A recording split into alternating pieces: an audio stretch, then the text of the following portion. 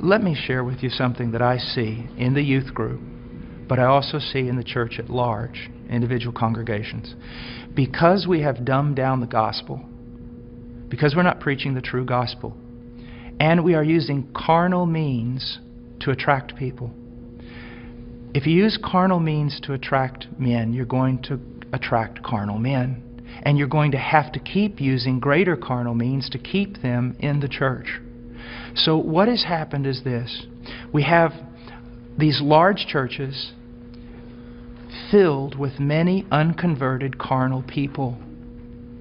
But in those churches, we also have this small group of people that honestly want Christ. And they honestly want His Word. And they honestly want to be transformed. They don't need anything else. All they need is true worship of the true God and Scripture being preached to them and lived out before them. That's what they want. Now I want to tell you the great sin of the American pastor.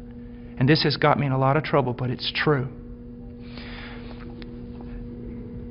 This small group of converted people in that local church, all they want is Jesus. And all they want to do is the right thing. They want purity, they want truth, they want Christ. But the pastor, in order to keep this larger group of unconverted people, he caters to them.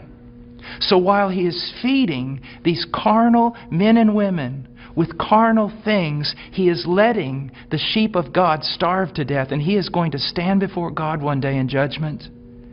Listen, brother, if my wife was going grocery shopping, and when she was going out to her car, some men assailed her, attacked her brutally, and you walked by, and you did not want to get involved because you didn't want to cause trouble, you didn't want to put yourself in harm's way, you just wanted everything to go smooth.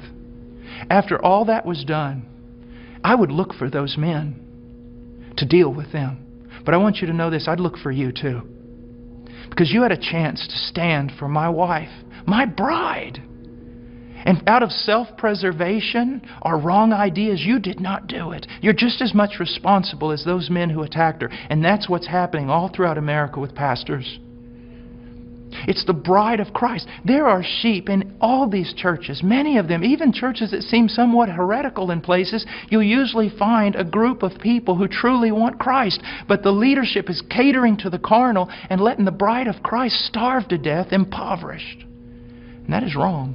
And there's going to be judgment for it. And the same thing is happening to the youth. I know young people that say, you know, Brother Paul, I listen to you all the time. And I said, well, what about your church? He goes, well, they don't preach this. It's not what the other young people want. And so they give them what they want. I'm starving to death. A little child of God, it would be better that a millstone be tied around your neck than you cause this little one to stumble.